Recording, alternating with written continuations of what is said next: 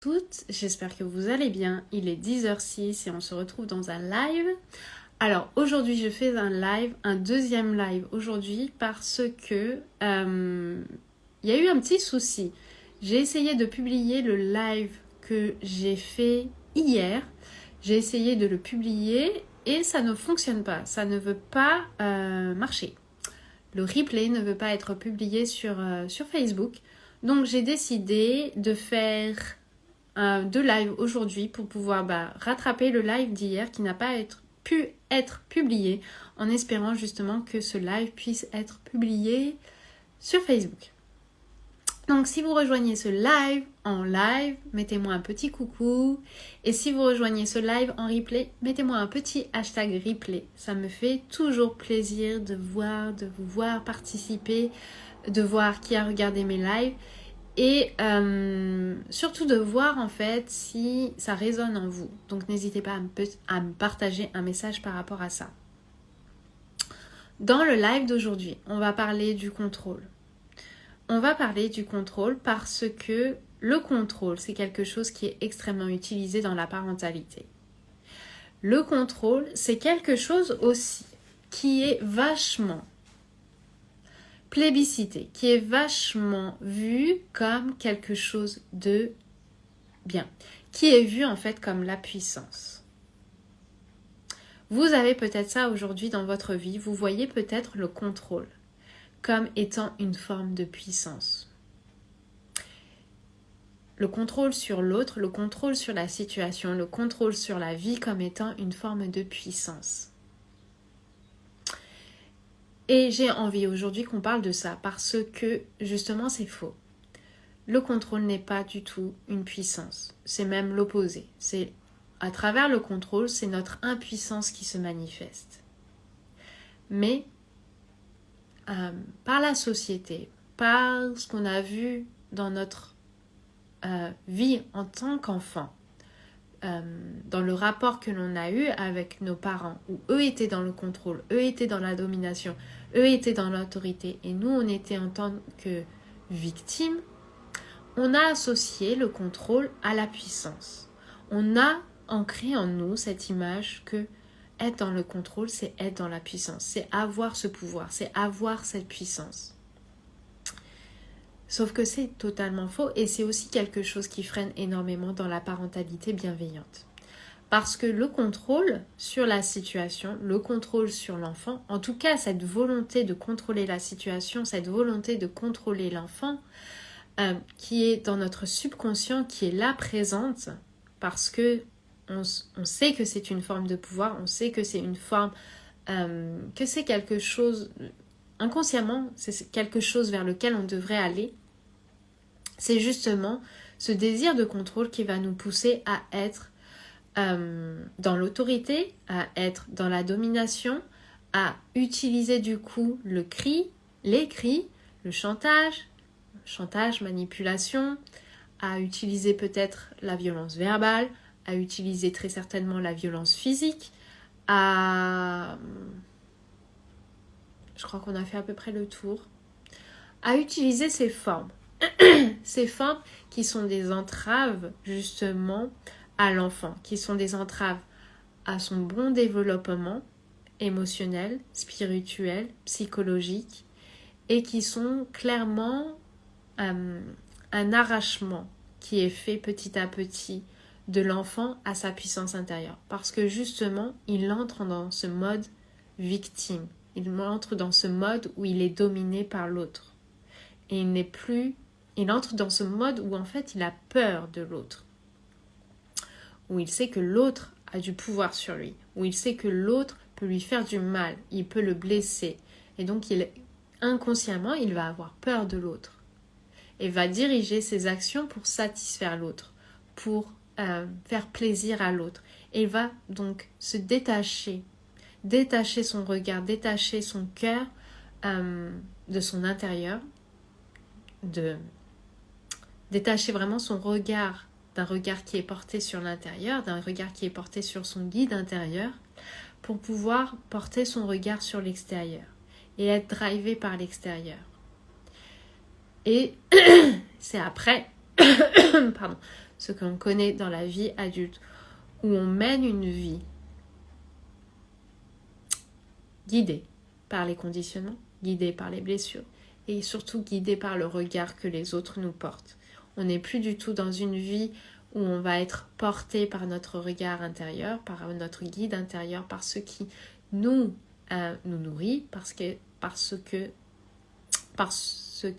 nous... Alors, je n'arrive plus à parler français. Par ce que nous attire, nous donne envie, nous nourrit,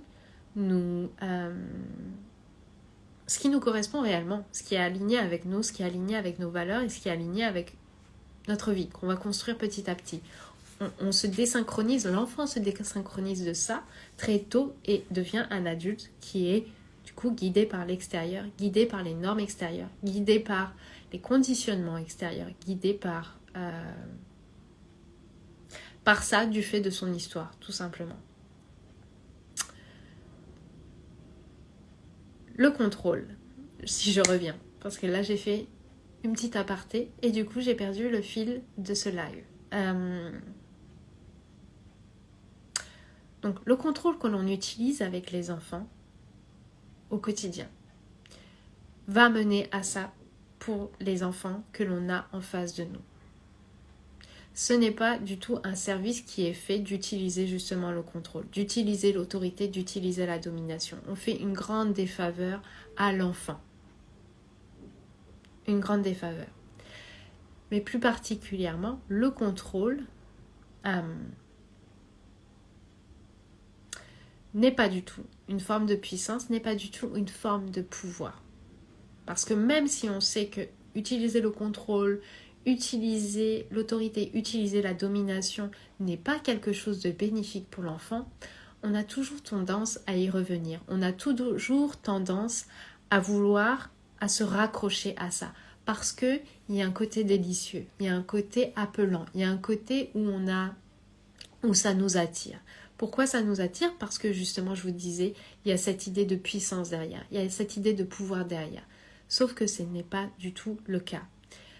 Le contrôle, c'est juste une manifestation la plus totale de notre impuissance. Le contrôle, la recherche de contrôle, on la cherche, on cherche à être dans le contrôle, on cherche à reprendre le contrôle sur les situations, sur notre enfant, parce qu'on se sent justement impuissant. Parce qu'on sent que justement la situation qui est en train de se créer autour de nous, le comportement que a notre enfant là devant nous, est en train de nous mener à une situation où on sent l'inconfort, où on sent que les choses ne sont plus du tout des choses que l'on maîtrise. Et donc on va chercher à avoir le contrôle pour retrouver le pouvoir sur la situation. Parce qu'on sait que dans ce type de situation, on est capable de gérer les choses.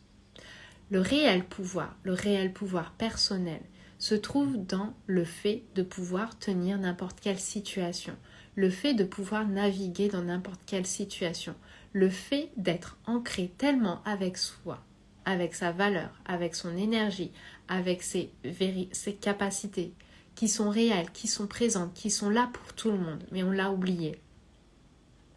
On l'a oublié parce que justement, on nous a donné cette image de contrôle et qu'on devrait tendre vers ce contrôle pour avoir le pouvoir. Non, pas du tout. Le véritable pouvoir, votre véritable pouvoir se trouve dans votre capacité justement à naviguer avec les situations, à vivre l'inconfort, à être OK là-dedans, à vivre tout ça de manière OK, sans être touché personnellement, sans être blessé personnellement. On peut vivre des situations difficiles, des situations challengeantes sans être mis à mal, sans être mis bas, sans être blessé, sans avoir à souffrir. Oui, des fois ça peut être douloureux, mais on n'a pas à souffrir. C'est là le véritable pouvoir personnel. c'est de pouvoir naviguer dans toutes les tempêtes, dans toutes les vagues, dans toutes les situations qui se présentent à nous. C'est la plus grande manifestation de notre puissance, la plus grande manifestation de notre pouvoir personnel. Le contrôle, au contraire, est la plus grande manifestation de notre incapacité, justement, à entrer dans notre pouvoir, à entrer dans notre puissance. C'est exactement le moment où se manifeste cette déconnexion entre nous et notre pouvoir, entre nous et notre puissance. C'est exactement à ce moment-là. Même si, sur le papier, même si la société le montre comme une puissance, ce n'est pas le cas. C'est exactement l'inverse qui se passe là-dedans. Exactement l'inverse. Et en plus, c'est délétère pour les enfants.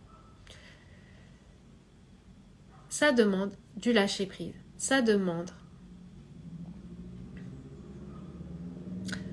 du lâcher-prise, ça demande de l'expérience et ça demande d'avoir un amour inconditionnel pour soi et de savoir concrètement, clairement en soi et de le sentir au plus profond de soi qu'on est capable de tenir chacune des situations qui se présentent à nous.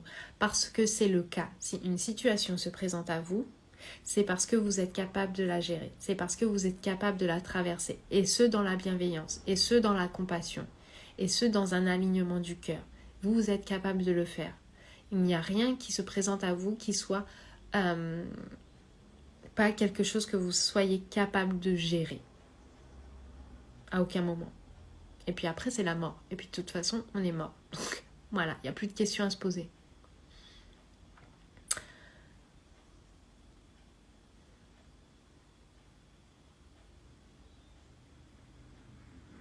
Donc, dans ces moments-là, dans ces moments où vous sentez que vous partez dans le contrôle, vous sentez que vous avez envie de reprendre le pouvoir sur la situation, regardez ça, regardez-le en face de vous et voyez que c'est exactement votre impuissance qui se manifeste là, que vous êtes en déconnexion avec votre puissance. Et du coup, revenez à vous, revenez à cette puissance, revenez à cette capacité de gérer la situation. Faites confiance. Faites confiance tout simplement en ce qui se passe en l'univers, en vos capacités. Vous êtes capable, vous pouvez le faire. Il n'y a rien qui va vous détruire dans ce qui est en train de se passer devant vous. Même si votre mental le pense, même si en fait à l'intérieur de vous, il y a votre enfant intérieur qui bouillonne parce qu'il sent qu'il est menacé, parce qu'il sent qu'il est en danger. Il y a cette partie en vous qui est capable de voir au-delà, qui est capable de voir au-dessus de tout ça et qui est capable de comprendre que cette situation-là ne va pas la détruire, que cette situation-là, elle peut la traverser tout simplement. Tout simplement, la traverser.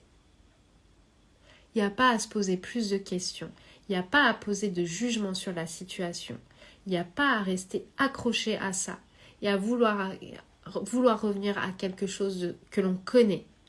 Il y a tout simplement, parfois, à accepter la situation et à laisser faire et à y aller pleinement dedans. Et au fur et à mesure que vous êtes dedans, vous allez ajuster vos actions. Mais une fois que vous êtes dedans, et parce que vous êtes en acceptation totale de la situation, ça demande d'accepter la situation, de lâcher prise sur le contrôle des circonstances extérieures et de connecter à votre puissance.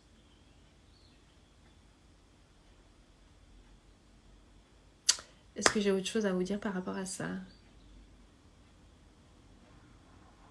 Non. Voilà, je vous dis donc à demain pour un autre live. Ciao!